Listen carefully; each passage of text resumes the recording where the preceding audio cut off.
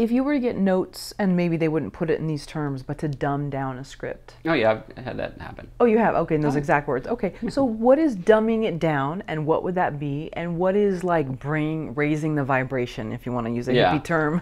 No, I mean, I wrote a script and Return to Cabin by the Lake, actually. It was a TV movie, and it was a sequel, and Judd Nelson was in the first one. And so they got him back and the director back based on my script, and literally one of the creative executives called the producer probably about a month before they started shooting and was like, we think the script's just too smart for our audience, so we're going to bring somebody in to dumb it down.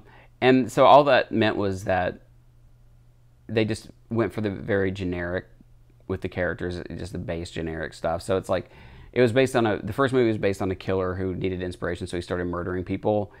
He lived in a cabin by the lake and would murder women and drown them in the lake, and then he would write about it.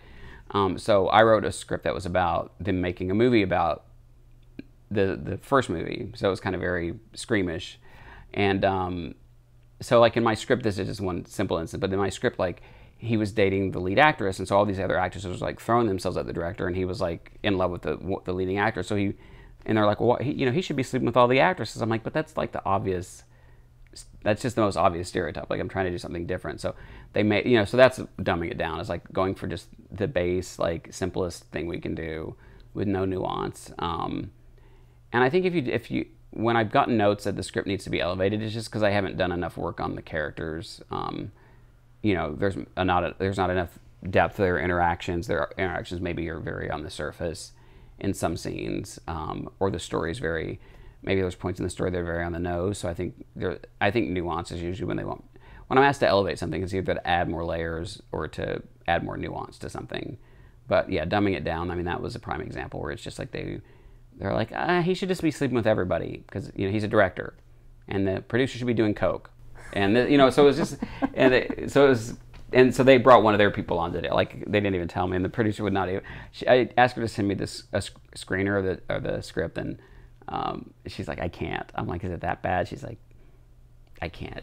I remember watching it with some friends. I was sitting there a little tear, like that Indian when you litter, on the sidewalk, a little tear went down my eye. I was like, wow, really? I remember that. But it's pretty funny watching it. I mean, it's a campy movie. So, and the director, I think, once he saw it, because he signed on based off my original script, and I think when he saw the shooting script, he's like, screw it, I'm just gonna make this a comedy.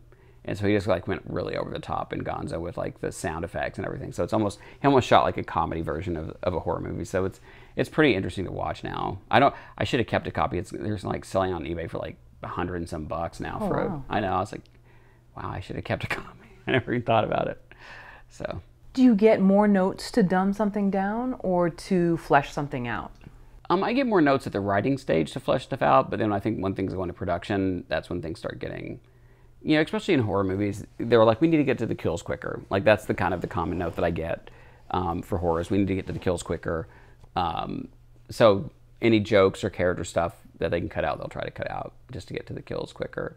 So I wouldn't even say it's dumbing it down. Unfortunately, I would just say it's, they just want to get right to the blood and the murder. So.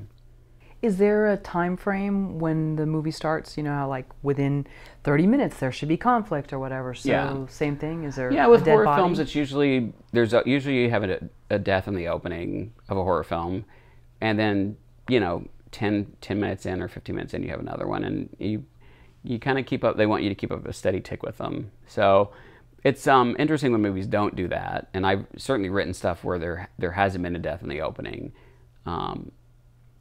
But then people, you start watching it and it's people want to get to that death quicker. So if you test market it or do a test screen, not test market, but if you test screen the film, people might be, oh, it took a while to get to that first kill, or it started off boring, and they're like, okay, they want, so sometimes the answer is to actually just shoot a death scene to stick in the beginning of it.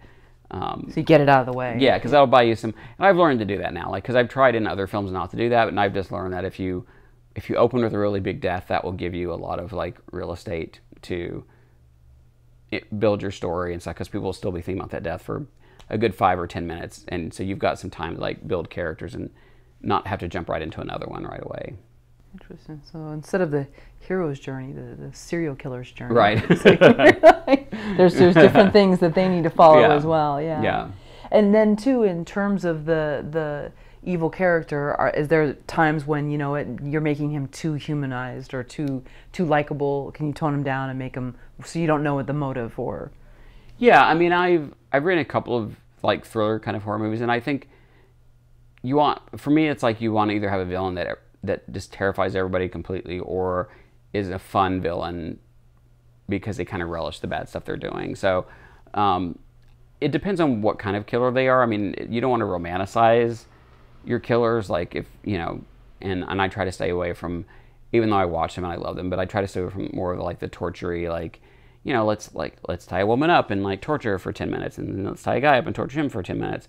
Like I try to stay away from that kind of stuff because it just doesn't hold my interest for very long. When I was young, it did because it was bloody and that's all I cared about. But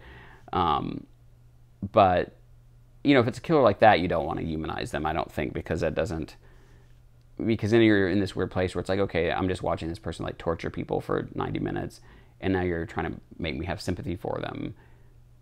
And it's, again, there's enough of that in real life. Like there's enough, sure, there's just enough really bad people out there in real life that I think when you go to watch a horror movie, you want to be like scared and entertained, but it's still, you want to escape. I think you don't want to go there to be reminded of like real life stuff. So yeah, a real life sociopath is going to be like, the neighbor's like, oh, he was such a nice guy, even though he's quiet, and he was chopping up people. So it's like, you don't want to necessarily have that be your killer in a horror film. Well, going back to Carrie, though, you could see why she got to that stage. Yeah. And just like you had said, and I felt the exact same way, I wish she'd gone to that stage earlier. Yeah. But, so I think with Carrie, you were able to feel maybe more empathy. Yeah. And she was never, I mean, because they kept, she had John Travolta in, oh my gosh, I'm blanking on the character's name, but the mean, the girl, yeah. The mean girl right. and him, so you had the villains who were actually, so she was always the hero that just got pushed to the breaking point. Sure. And so you can have, I think, somebody like that. You can have somebody who we get to see turn dark because of the circumstances they're put into. But if it's a kind of a traditional horror movie where you've got like the good person versus the evil killer, like I think you want the audience to maybe understand where the person's coming from. But if you get too far into where they sympathize with them, like I think that's one of the reasons.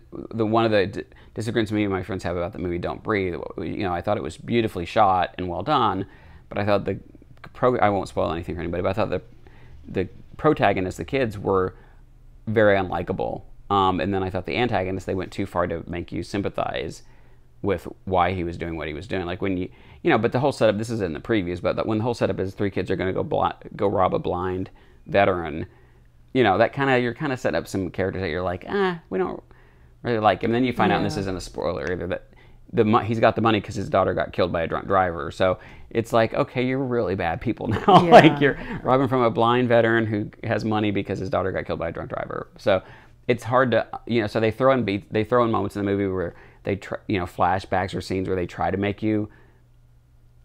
force you to feel like some sympathy for the characters, but for me it just didn't. I was just like, you lost me at the beginning, and then they made the villain so sympathetic that you actually, I wanted him to like end up just killing them at the end of it, which is not I don't think what you want in a movie.